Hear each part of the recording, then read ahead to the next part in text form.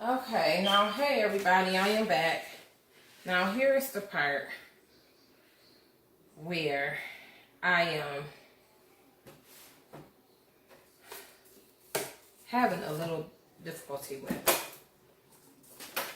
But these other bakers just make it seem so easy. So this is my cupcakes and my cake. This is how it turned out.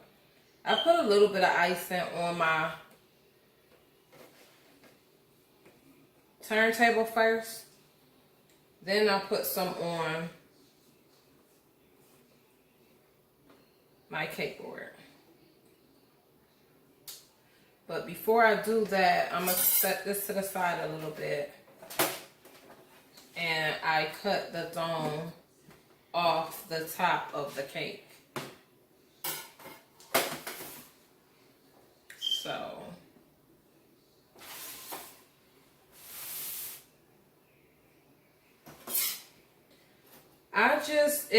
now when I first started, I used to use the big long offset spatula, but I find this small one is a little bit easier to work with. So I'm gonna go ahead and scoop. Some people put their icing in the icing bag first. You do not want to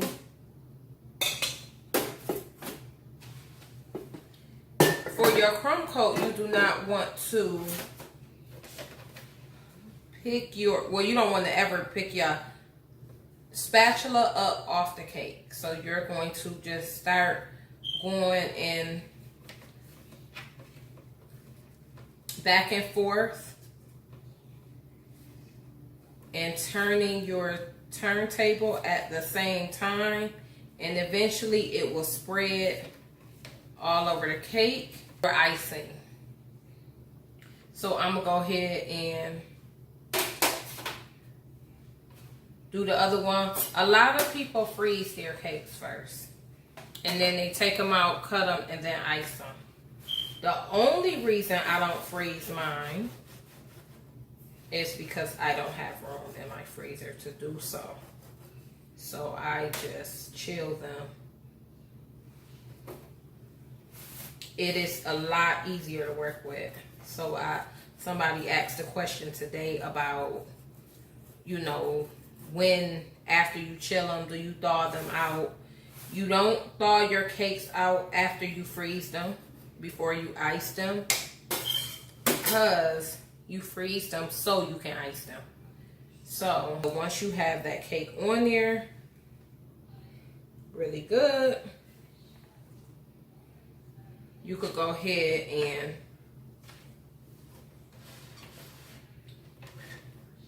put some more, scrape off the sides, just in case I had some crumbs in there. Shake off. So we're doing the same thing. You're moving in a circular motion.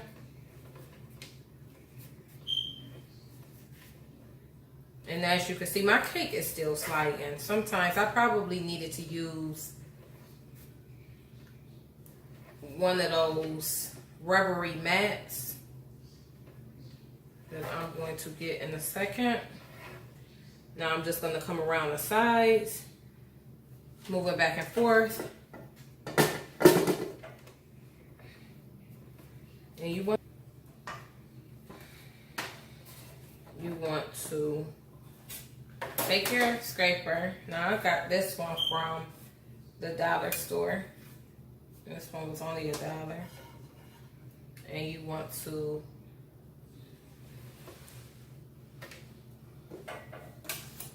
start with the sides, come around the sides, and then scrape the excess off of your scraper before you touch your cake again. Because when you first start off, it's not going to be perfect like everybody make it seem. You're going to struggle with that for a while. But if you could get it on the first try, that would be great. Go ahead and just start with the edges and then pull that icing back in. Then I'll go ahead and smooth out the top again. And just remember that this is your crumb coat, so you're not looking for a perfect finish. Now, I have seen people scrape the whole top with their scraper and turn as they're doing it. I haven't had any luck with that. But once you get the icing on the cake and it's covered, you have to go ahead and chill this before you ice it again. So once I come back, so I chilled my cake, and I have me a little spatula to work with that will make my life a little bit easier. So I am just going to dump the icing on the top. Round of icing. You need to make sure you're real generous with the icing. Take your spatula and just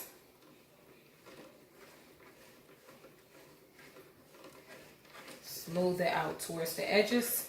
I said, I don't know how these bakers make it seem like it's just so easy. I watch it over and over. I try to position my spatula like they position theirs. I try to copy right off of them. I try to do it with them. Whatever I try, it does not work. It don't work. So, I mean, desire.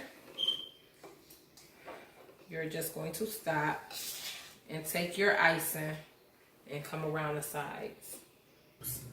But once you get it on, you're going to take your scraper and scrape around the sides, scraping off the excess, just like we did the crumb coat. I try not to apply pressure when I touch the cake to kind of eliminate some of those lines on it, and I try to go around it light as possible because it will start to look like a naked cake. So if you're aiming for that look, then you would just scrape until you can see your sides, the sides of your cake. If you're not aiming for that look, like I'm never aiming for that look, then you want to make sure you don't apply as much pressure. And then you just watch the sides as you go. Now, when you're icing it, if you see a lot of spaces in your icing or holes in your icing, then you could go ahead and refill those spots and just come around it again. So if I want to just fill those spots that I see sweeter. So once you have it like that and your sides is the way you want them to look, I see a couple of lines in mine, but this is about as good as it's gonna get. So from here, I swoop in, come around my sides one more time, just kind of hoping for it to.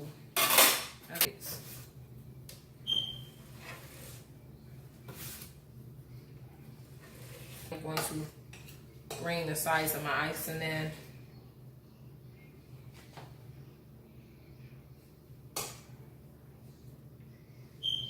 Get this to the desired look.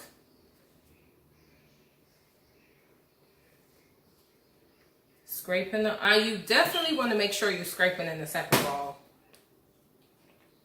So don't copy me on this part, because if you get crumbs in your icing and you're doing this step here, your icing won't.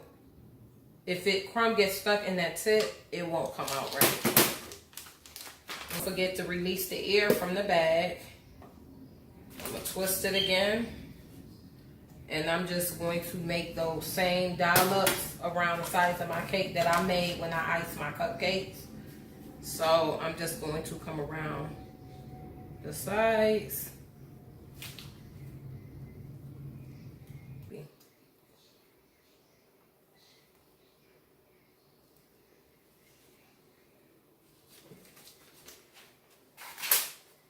Then you're going to take your sprinkles and just sprinkle them on the top of the cake and around the sides. Like I said, I don't really do a lot. And I'm going to show you this up close And I'm going to take pictures. And then you just